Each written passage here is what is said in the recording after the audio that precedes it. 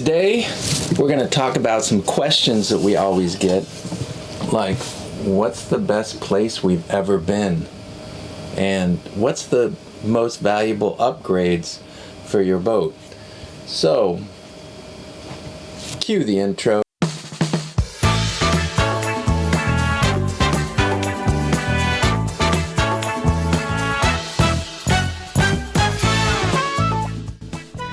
In order to have days like this, you're going to have days like this. This is Tips on Tuesday. We're going to talk about what to do, when to do it, and how to do it. Stay tuned so you don't feel like doing this. If you like these videos, please subscribe and give us a like. And if you have anything to add to the conversation or any questions, please leave them below. Okay, so the first question. What is the best place you've been on Aquarius? Too many to count. Oh, come on. Pick one. I can't. Yes, you can. Just one. Just one. French Polynesia, it was so different and so unique. Marquesas, Tuamotu, Society Islands. That is so unique. Yeah, I think that the Marquesas was my favorite overall because we sailed for 21 days and then we arrived in this paradise and it was pretty incredible. And even before we saw the land, we could smell it, and it smelled like honey. And that was like 2 days before we got there. Yeah. My second favorite place, other than French Polynesia, because French Polynesia includes the Society Islands, the Tuamotus, and the Marquesas, was, I think, Vanuatu. Oh yes, that's another super duper unique place where we saw so many unbelievable things we've never seen ever before. Like diving with the whales and... No, that was Tonga. Oh, I'm sorry. Tonga was a great place too. But Vanuatu was working volcano. The village where people were nothing but the grass skirts, the land divers, which that's how the Kiwis saw it and invented bungee jump. You also got to dive SS Coolidge, and I do remember that Champagne Beach, which was, oh my God, picture perfect. There were so many great places, but those were two of our favorites, and I think the one place that just exceeded all expectations was Saudi Arabia. Yes, but it was very hot. But the thing about Saudi Arabia was we thought it was going to be one of the worst places that we went, and it ended up being at the top of the list. I'm not sure, if other people are going to be able to go or not. We were able to anchor up, and we were one of the first two vessels that had the right to go anchor where we kind of wanted to. They gave us some spots, but we kind of got to anchor where we wanted. And it was really, really nice. But if you want to stop into Saudi Arabia, you have to give a call to, Jeddah Yacht Club. Yes. They were expanding so far, I knew from the last, but it might be changed. The other two I would like to mention was Seychelles, because we had a really good time. And we also love in Croatia, where we are currently. It's fascinating. Yeah, I think this place is at the top of the list as well. Yeah. But you also mentioned Greece and Crete. Yeah, I fell in love with Agios Nikolaos, where we wintered out, but I think it would be different for the cruising season. But for the winter season, it was the best. And it's fairly inexpensive, so if you want to look into a place to leave your boat in Europe during the off-season, I think Crete is a pretty good place. Yeah. Next question. All right. The worst places that we've been. Egypt. Egypt would be at top of my list. And Egypt was one of those places I am so glad I went, because I got to see the pyramids, we got to go inside the pyramids, we got to see all of these things. But it seemed like there's always a hustle going on. And what really upset me was when we were just about to go through the Suez Canal, and we emailed a different agent because we just wanted to get prices and see what was going on with other agents. We were very happy with our agent, and our agent was Felix Group. So if you're going to go through the Suez Canal or go to Egypt, I would use Felix Group. But we asked for another price from who cares? Prince of something, and we get double the price, and that was on a Facebook page. Red Sea Passage Facebook group, which is very hard to get into, and it's very it's very restrictive, as restrictive as Egypt itself. Lots of bureaucracy, lots of headache. Yeah, but when they asked why they were charging us double, because they said that they thought that we were coming from the north rather than from south, one of the officials asked, "Hey, why is it twice as much to go from north to south rather than south to north?" They erased the whole thing off their page. So stick with the Felix Group. I think you'd be happy with them. It was the most efficient way to get through Egypt. And if it weren't for them, I would have really hated Egypt. But anyways. Let's talk about something else. I agree. The next question. I know. Upgrades. All right. So what is the best upgrade we made to Aquarius? Let's count to 3. 1, 2, 3. Batteries. Batteries is the best thing we did. And what we did was we used Lithium Valley to buy the batteries because they were 1/3 the cost from other manufacturers. I put 24 kilowatt hours into this boat, and now we can run anything off the batteries we want. And if you understand the electronics, if you understand power, even running my bow thruster, I would still be at 0.5 C on my batteries. And if you want to learn more about that, you can watch my other videos. But batteries was the most important thing that we did, and at a close second would be solar. I think you agree. Yes, and then the little things like, those are the big things, big changes. But talking about fairly small things, I would say those electric outlets that can accommodate everything. European, American, New Zealand, all these weird plugs, because otherwise we would be stacking adapters.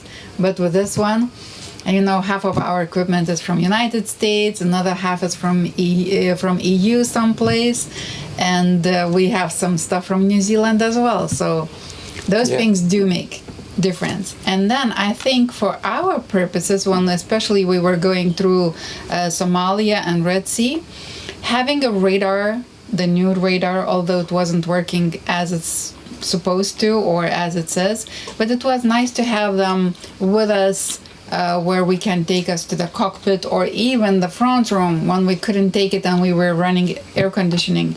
And it also had all the alarms. I think a really good radar does make a huge difference. I think that's a good upgrade. And another great upgrade, it was on the boat when we bought it, was the EcoPilot forward-looking sonar. Yes. That is a huge game changer. If you're going into anchorages you don't know, that you've never been into before, or going through a tight space where it gets really shallow, the EcoPilot is simply amazing. Yeah, and for me, I can't even understand, how come you have a boat worth hundreds of thousands of dollars, and this is a technology with $1,000, $1,500, and another $1,000 to install? Oh, you can install it yourself. Yeah, but still. So for me, it's kind of like the risk you're taking, and the places most likely you're gonna stuck, which is not charted very well. So it's some places where there's no help, because otherwise all the Europe is perfectly chartered. But the places where you really need it and it's not chartered well, why not? Yeah, it's I think around 1,200 euros you can get a an Aquarius discount if you call them direct. I'll leave some information below for you for EcoPilot, but that is a game changer. You might want to go look at other different sonars, but the reason why I like EcoPilot the best is because it's a complete separate system. If you lose all your other systems, you'll still have a forward-looking sonar, and you'll still have depth information, which I think is important. And another thing, we always ask others, like, do you have a forward-looking sonar? Especially when we cruise together some places. And many of them said, yeah, but we don't use it because it doesn't work, or they don't know how to use it, or mine, it just has an on-off button. And it does have some other functions, but you set it up once, turn it on, it works, turn it off when you're done. And then anybody on board can turn it on, turn it off, and get useful information out of it rather than setting all these buttons. And I don't know how to use the other ones. True. All right, so another big question is pirates. Now, we've been almost all the way around the world. I don't think I've ever seen a pirate except for the Red Sea pirates. On land? Yeah, on land. And most of those were from Egypt, and I think the Prince was one of them. But other than that, we didn't see any pirates. Most people think that the fishermen are the pirates, but I just don't believe in all the pirate stories.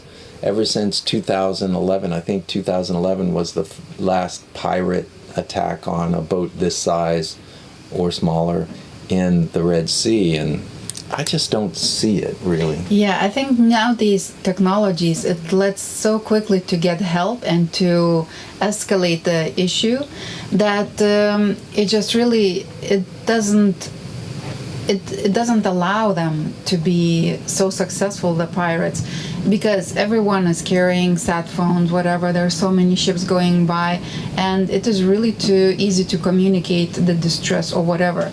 So I think it's not so much, and we are cruisers, we are very social. Everywhere we go, one of the first things, get together, ask what's about, like especially here in Croatia, meeting our find friends. Knowing what's the laws, because they don't tell you. We even ask harbor master, like, what's different from here? And they don't tell you. They just like, is there a website? They don't. So anyways, we didn't really hear about the pirates from other cruisers as well. And so it makes us believe that it's really not that common anymore. But of course, it looks very good in the Hollywood movies. Yeah. So anyways, I'm not really one that thinks that there's a lot of pirates out there. There are criminals out there. There are murderers out there. But, if you're walking in the wrong place in Los Angeles, you're walking in the wrong place in New York, and you're the wrong color for that particular place, hey, things happen. If you have a really, really nice boat and there's a bunch of poor people around, things can happen. Yeah. But you just have to make sure you try to stay in the right place. You try to, stay out of the areas where it's the worst. And for those of you, I did a video and I talked about pirates a few weeks back, and somebody said, oh, but there was this one attack on a boat. Yeah, he came within 5 miles of Yemen, and he ended up killing a Yemeni Coast Guardsman before they opened fire on that boat. So I hear all these things about, pirates doing this and pirates doing that, but a lot of it's just hype. And as long as you try to stay in the right place and you try to stay away from, areas which are in a civil war, I think you're probably going to be pretty good, and I think that should be on the low end. Like I said in the video about going through the Red Sea, worry more about your engine and how it's running. Worry more about the upkeep of your boat and all the systems, and less about pirates. Worry more about how your boat's going to run, because you're going to be motoring a long way up the Red Sea, and you're going to need that engine, or you're going to end up in some foreign country where it's going to be very expensive to get parts and fix your boat. Yeah. Also, in all full disclosure, we're not saying along Somalia it was perfect winds and currents to sail across, but we didn't go close to Somalia because there might be, the country is so poor they have nothing to eat, nothing for them. Yeah, so they might come after you and want some donations or whatever, or maybe take it. But it's better just to stay away from those areas, and you'll be safe. It still might exist. If you're really clueless and don't care about the risks you take, you might end up in a bad situations, like going to Yemen, 5 nautical miles, and like pulling out the guns. The country is in civil war, for God's sake, even for years. All right, so what other questions? Bad weather. That's another big one. Everybody wants to know, what's the worst weather you've been in? What's the worst we've been in? Socotra and a couple others. But Socotra was the worst. Yeah, but everything happened within the last year and a half. And we've been cruising for 6.5 years. No, well, the first time we were in weather was when we were sailing up to Fiji. Vanuatu. No, but sailing up to Fiji from New Zealand. I was a little bit nervous, but it was only 35 to 40 with maybe 3.5 to 4 meter seas. And I was scared because that was the first time that we entered weather. The first time you enter weather, you're always going to be scared of something. And our friend just suffered. He actually got knocked down, his bimini was ripped off, and he actually couldn't make it to Fiji. He had to go to he lost his engine. North Caledonia. Yeah. So we were a little bit frightened because our friend got knocked down in the same area, and then we get hit by big waves and big winds, or what we thought was big winds. Now we know what big winds are.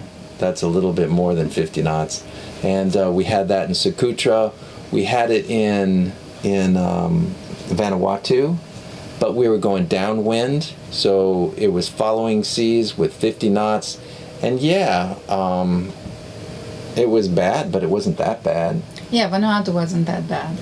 And then, what was the other places coming that we... from Crete to the other Cyclades islands, the med sailing. Big waves, high waves. Yeah. And gusting up to 45 knots, not forecasted. That was a kind of like shock, because it also was our pretty much first bigger sail in the season.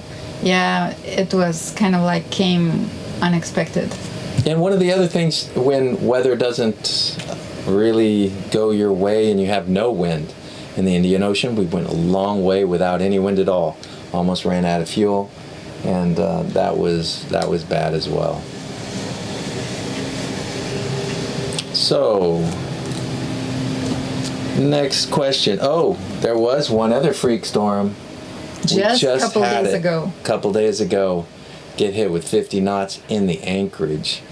Everybody dragged. There were 3 boats in a very narrow passage or place to anchor, and we barely made it out. I tell you, it was running full throttle to get it positioned so I wasn't going to hit the next boat, and then try to use the anchor to get my bow turned a certain way, and then I had to get that anchor up after I got my bow turned. And that's one of the things that I think is a really good tip. We have a certain type of anchor stopper that if we pull the anchor up, it ejects the anchor stopper. And I'll tell you what, if we would have had an anchor stopper on there that I couldn't get off quickly, I think that Aquarius could have been in a really, really bad situation. Yeah. So some snubbers doesn't fall off? No, you have to get up there and actually knock them off. But anyways, enough about snubbers. Let's go on to the next question, and that would be cat versus mono. I know what her answer is. What is her answer? Cat. She wants a cat. And I like mono because I think they're safer. For around the world, global sailing, this boat is one of the best boats. I think maybe the 54 would be a bit more comfortable, but the Super Maramu is one of the best boats. It's rock solid, and it's going to take much more than you can ever throw at it. So I say that these are the best boats if you're going to cruise the world. But if you're going to be in the Caribbean, or you're going to stay in, a certain place for a long period of time, I think cat might be better. Yes. And you know, just the last storm where it was very unexpected when we were going from Crete to we tried to go to Santorini. And I remember when our boat was leaning to the angle which I never seen before, I thought, oh my God, at the end, it's not up to the captain, it's up to the boat. And I know the captain is really good, but at that point, it just really made me really click that if you're doing circumnavigation, it's definitely monohull. It's so true. I just think that a monohull is a bit easier to sail, especially if it's catched rig, because the sails are smaller. Each sail, if it gets away from you, it's going to be easier to take care of. If you've got huge sails, it's more difficult. Two people aren't going to be able to handle those sails because it's that much more power per sail. This boat has smaller sails, but more of them. And more variations too. And more variations. You can go with the mizzen and the genoa. You can go with the main. If you're going upwind, you're probably going to have the genoa and the main out.